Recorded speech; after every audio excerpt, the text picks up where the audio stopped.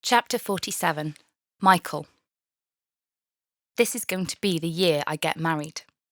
That's the thought looping round my brain on repeat as we pull party poppers, swipe annoying stringy stuff out of our hair, and hear fireworks going off.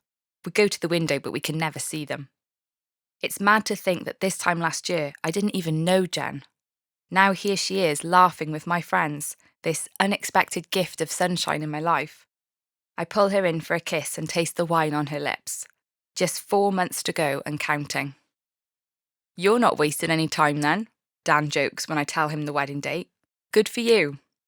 It's such a welcome reaction after my dad's. I was going to ask, will you be my best man? Seriously? Yes, mate. Dan claps me on the back. I'd be honoured. I might need your advice on a few things, I say enigmatically. I don't think I'm very qualified, Dan laughs. You know, about that. I make exaggerated eyebrow movements and hope he gets what I mean. And in my sister's words, how not to be a psycho. I tell him about booking the church and Jen's reaction to the marriage prep course. You might want to work on your communication skills, Dan suggests with a smile. We did marriage prep. It was really helpful. I'm sure you'll find it good too.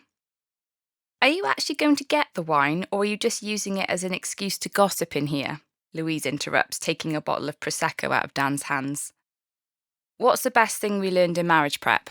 Dan asks. Just listen all the time to each other, then repeat back what you think the other person has said, she says promptly. We pretty much spent our entire first year of marriage saying, what I think you're saying is... I thought the introvert-extrovert stuff was the most useful, Dan says. You know, doing personality tests and figuring out how you both function. It helps you understand why things that work for you don't necessarily work for the other person. I wince. It sounds like this marriage preparation is going to be very in-depth.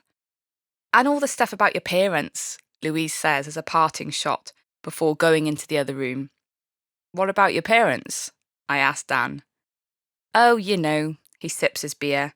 They always ask questions like, how did your parents communicate? Because you generally imitate what you've grown up with. That means I'm doomed then.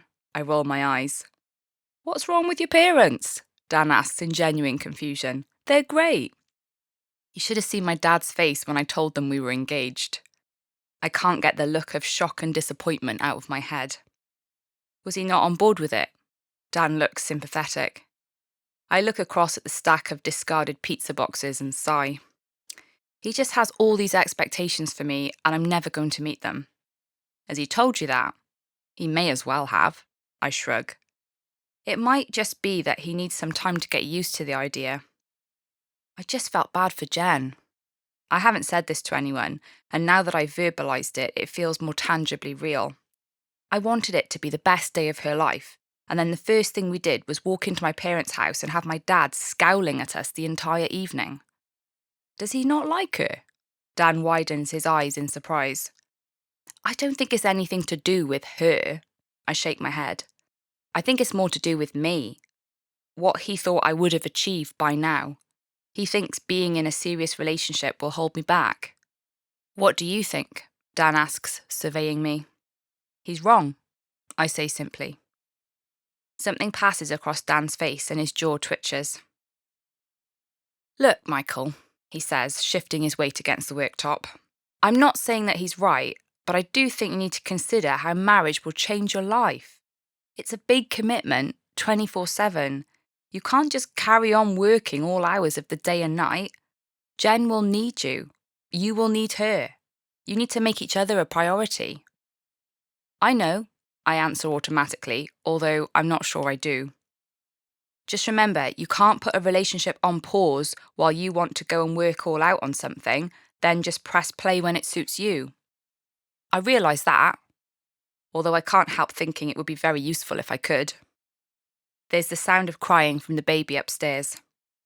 Looks like Grace is teething again, he says apologetically before running off to see to her. I drive Jen home and say to her before she leaves the car, Have you ever done a personality test? Which one? She asks. I blink. How many are there anyway? We'll have to spend a fun date night doing some together, she says, her eyes sparkling as she shuts the passenger door. Can't wait for that one.